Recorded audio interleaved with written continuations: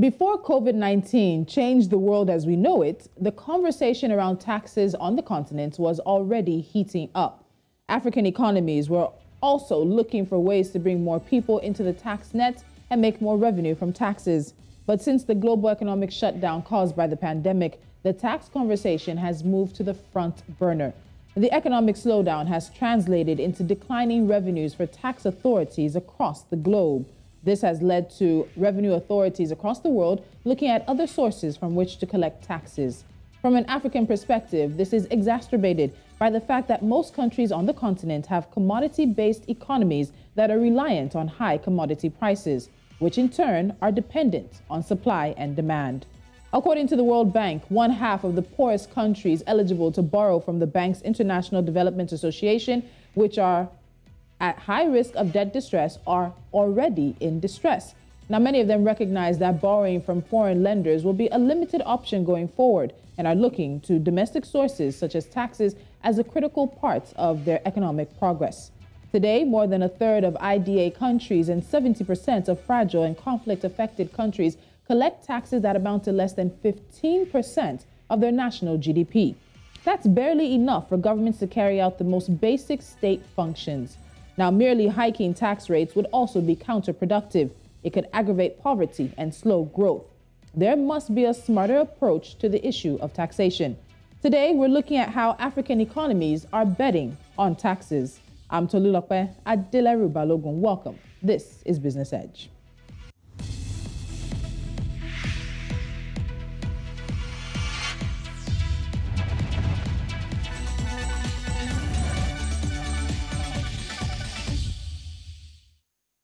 Now joining me is Gali Aka. He's a senior manager transfer pricing services at KPMG Advisory Service. Gali, welcome to the show. Thank you so much for joining me on Business Edge. It's my pleasure to be on the program. So we know that the debate around increasing the tax brackets, bringing more people into the tax net, and also enforcement issues has been on since before the pandemic. So let's quickly look at that. Why was it difficult before now, which it still does remain difficult, for African countries and governments to do better when it came to the issue of taxation? Thanks for the wonderful question. For African countries in particular, the major issue has always been on their ability to enforce existing provisions of the tax law they have at the moment.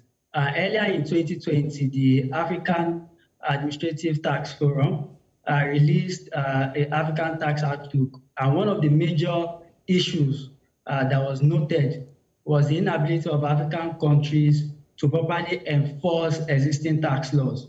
So the way to go is to try as much as possible to invest in technology that would make tax compliance very easy for those that are already complying, then to find mechanism within the system to ensure that more taxpayers are brought into the tax net. I know for Nigeria in particular, we've tried to implement some initiatives to encourage voluntary tax compliance. One of such initiatives is for those recalcitrant taxpayers to voluntarily comply. And what the FIS has done in that instance is to waive interest and penalties that is applicable on outstanding tax liabilities. A couple of other countries within the African continent have also gone that route, but the major issue is on enforcement. And on record, you have few cases where the tax authorities have, taken recalcitrant taxpayers to court. You have very limited cases. So we have to focus on enforcement. That's my view. Okay, so let's look at some of these countries and some of the activities we've seen, particularly in the digital services tax. We've seen a lot of interest really come up in recent times. Kenya's digital services tax will be payable on income that is deemed to be derived or accrued in Kenya from the provision of services through a digital marketplace. Tunisia and Zimbabwe also have digital taxes, and there are many other countries planning for this. But we also have the example of Uganda, which abandoned its social media levy and otherwise introduced an internet data levy instead. Research shows that digital taxation actually does more harm than good. It reduces access and rights and can actually slow the growth of the digital economy. So is there a compromise? Governments want to make more money. There's a lot of activity on the African digital marketplace. How can they make more money in taxes but not stifle the progress and the uptake of this very critical asset?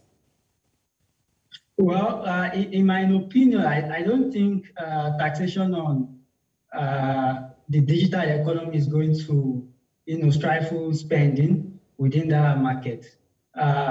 Studies have shown that multinational enterprises that operate within the digital space makes a lot of revenue. And mind you, the burden would fall on those companies, not the individuals, not the end consumers. So while other African countries are waiting for the OECD to finalize the BEPS 2.0 to take care of the issue of digital economy, countries like Kenya have gone ahead to issue their digital service tax, about 1.5% of income derived. Tunisia as well has about 3%.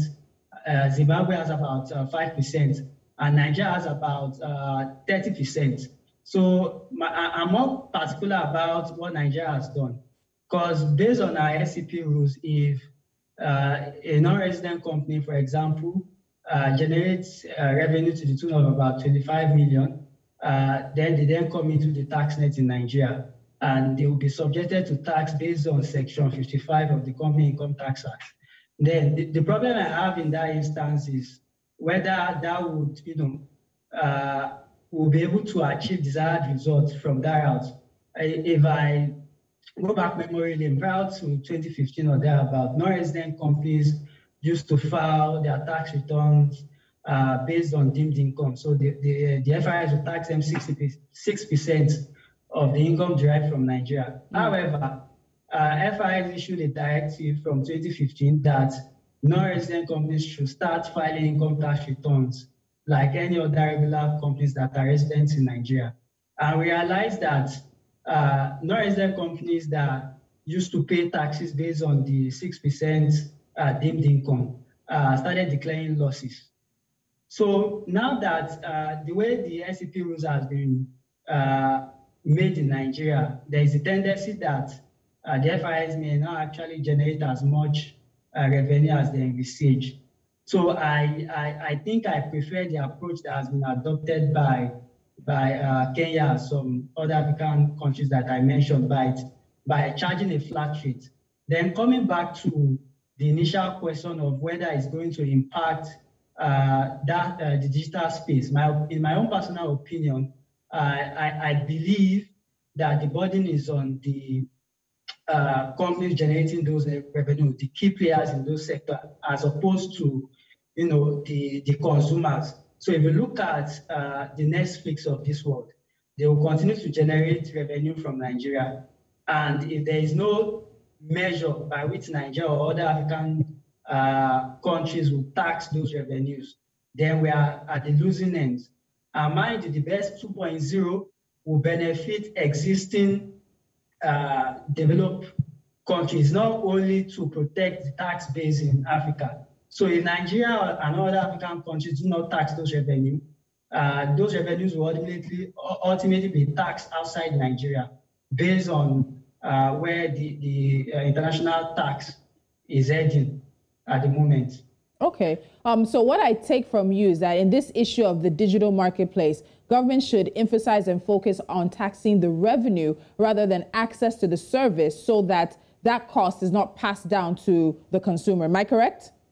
Yes, that's correct. All right. So let's keep this conversation going. You've mentioned Nigeria. We know that one of the big tax conversations happening in Nigeria right now is that case. It's now a legal case involving the value-added tax collection, the Federal Inland Revenue Service. You're smiling already. Nigerian federal government and the state government. It's going to be on for a while. It's very likely that this is going to end up at the Supreme Court. But when you look at that, when you look at the overall situation, you look at internally generated revenue, this can only, for now, in the short term, be of benefit to just a few states.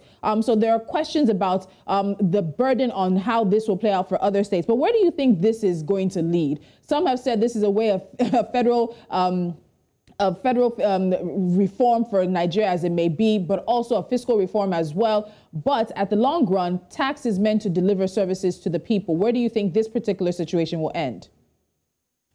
Well, it's difficult to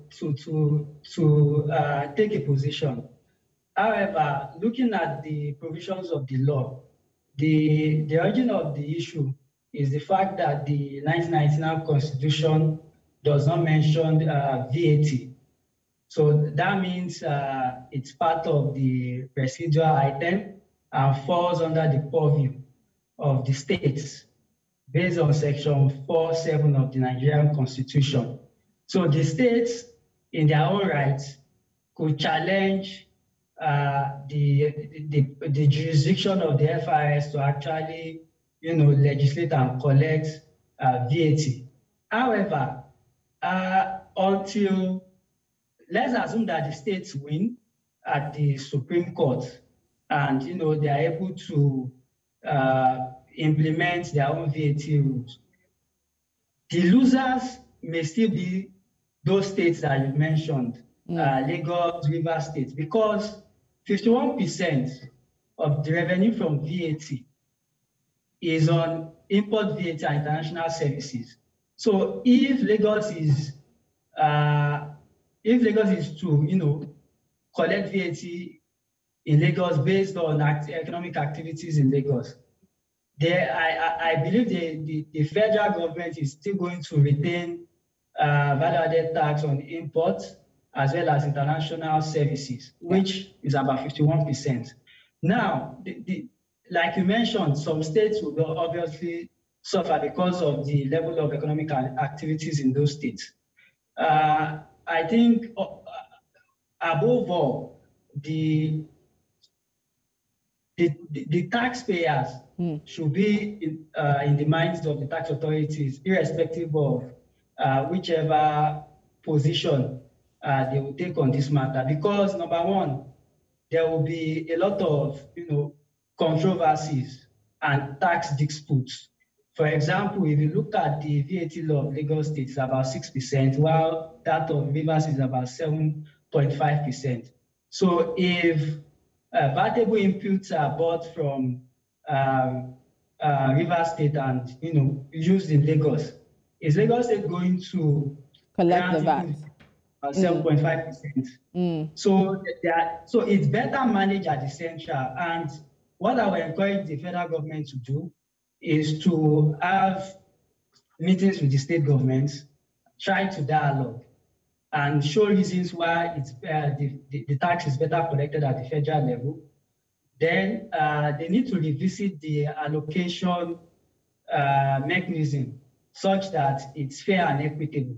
All right, Gali, let me interrupt you here. I have to go for a break, but there are a number of issues, and it's interesting that you are saying that for this VAT issue, VAT in Nigeria should stay at the center. The states have a number of concerns, but that's not the only focus today. We also need to get into a larger conversation we've been following globally concerning the Organization for Economic Cooperation and Development. That global tax deal is on the books, but Nigeria and Kenya have refrained from signing. What's in it for African economies? Then tax incentives. How do you talk taxes without giving incentives? Is there a place for tax incentives in a post-COVID Africa? Do stay with us.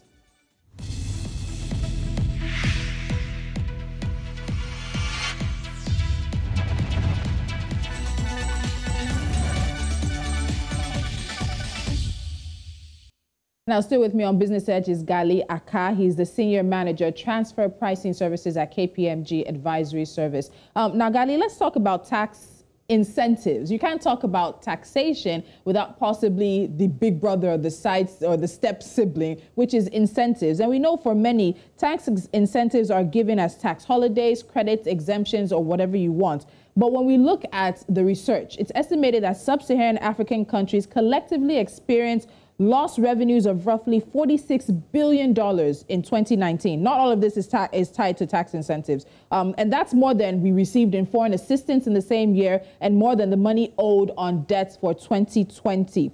And tax incentives are for creating more investments, spurring growth, creating jobs, bringing in more investors into an economy. But with the struggle we're facing in a post-COVID Africa, Do you think there's still a place for tax incentives?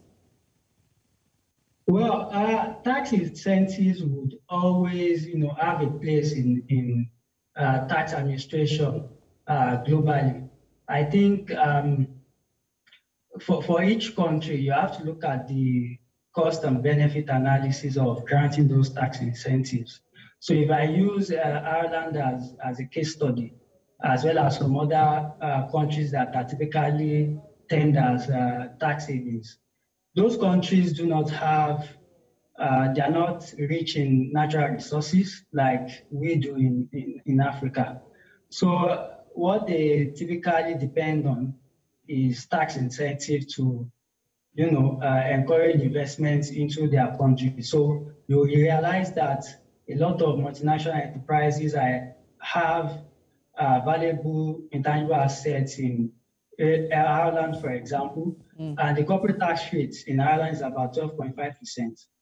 So tax incentives will always have, a place in our tax laws to continue to encourage foreign direct investments. So in Nigeria, for example, I would imagine that we'll still continue to have the free trade zone, Industrial Training Fund Act, so to encourage foreign investors to come into the country to invest. So I don't see that changing anytime soon. Okay. So what will most likely happen is an adjustment as to the level of incentives that are being granted to ensure that the benefits are not eroded by the developing countries' changes to international landscape. All right, so talking about international landscape, tax law, Ireland, I have to get into the OECD question now. So for over a decade, the Organization for Economic Cooperation and Development has been pursuing a global corporate tax rate, and they have basically inked the deal at this point. Even holdout countries like Estonia, Hungary, and Ireland have agreed to the latest plans. But Nigeria and Kenya, two of the largest economies on the continent, have held out. That's because we both have a 30% corporate tax rate, and the 15% being proposed is less. It will mean we're actually making more revenue. For the African countries that have signed on to the deal, very quickly, what's in it for them?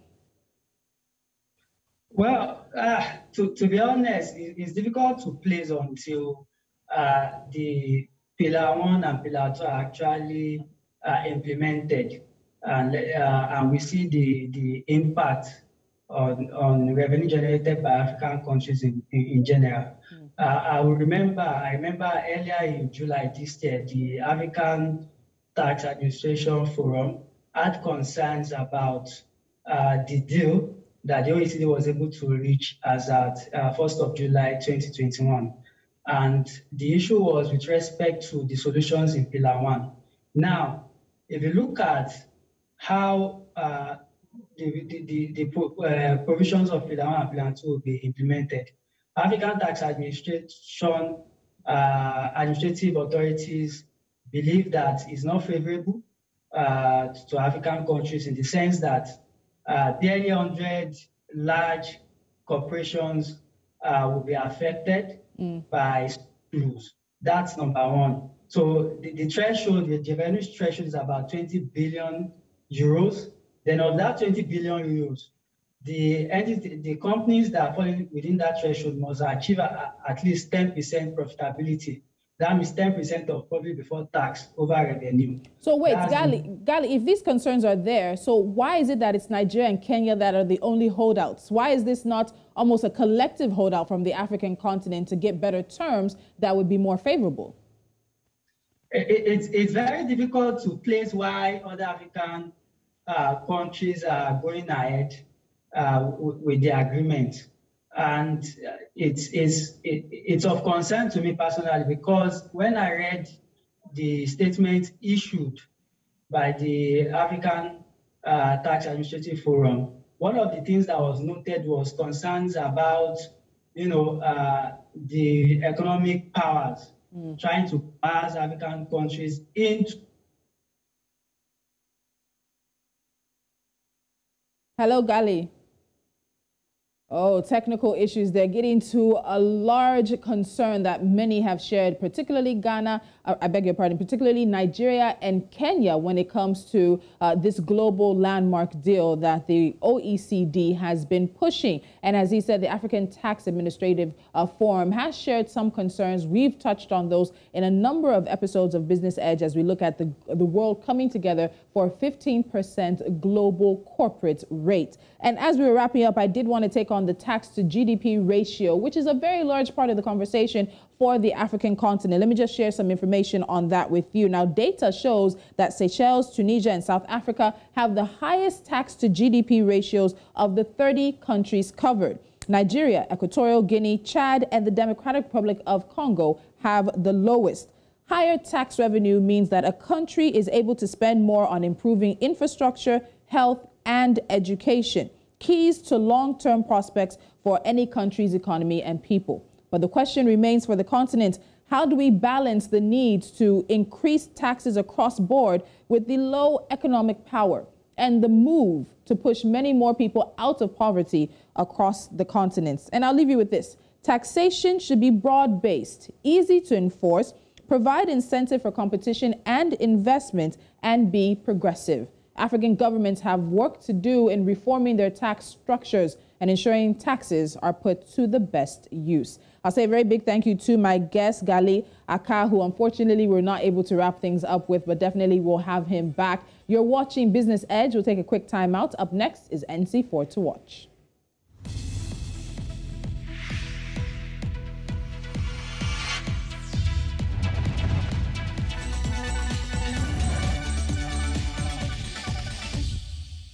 And here are a few stories we're keeping our eyes on. We start in West Africa, where Sylvester Teta, the board chair of the Ghana Enterprise Agency, is backing calls for the transfer of administration of the Tema oil refinery. The state-owned refinery, which was once a formidable crude oil refining entity, has over the years faced a number of operational and managerial setbacks. The global recovery in chocolate consumption is underway if cocoa grindings are an indication. A significant portion of chocolate sales rely on the travel industry and the impulsive candy purchases that people make at duty-free airport shops across the world. The COVID-19 pandemic halted that, but now there are signs of a prolonged uptick in demand. Traders have raised bets that South Africa's central bank will raise interest rates in November after it warned of upside risk to its inflation outlook. The bank currently prefers to anchor inflation expectations close to the 4.5% midpoint of its target range. The inflation rate climbed for the first time in 3 months in August to 4.9% from a year earlier. And price growth expectations, as measured by the 5-year break-even rate, are now at the highest since May 2019. And finally, MTN Uganda has announced that it had set the price of its initial public offering for the sale of a 20% stake at 200 Ugandan shillings, about 0.0558 US cents. And this is coming in per share now as the East African nation's biggest telecoms operator launched the country's biggest IPO. We have a priority list. Ugandans would have first priority, followed by investors in East Africa, then investors from outside the region. It's a wrap on Business Edge. Thank you so much for joining me. You can, of course, follow us on social media at News Central TV. You can watch all of the past episodes where we've taken on the global corporate tax rate and what it means for African countries. Subscribe to our YouTube channel so you don't miss any of our conversations on the big business, economic, and financial stories from right here on the continent. I'm Tolulokwe Adelaru Balogun. 11 a.m. West African time. Make it a date.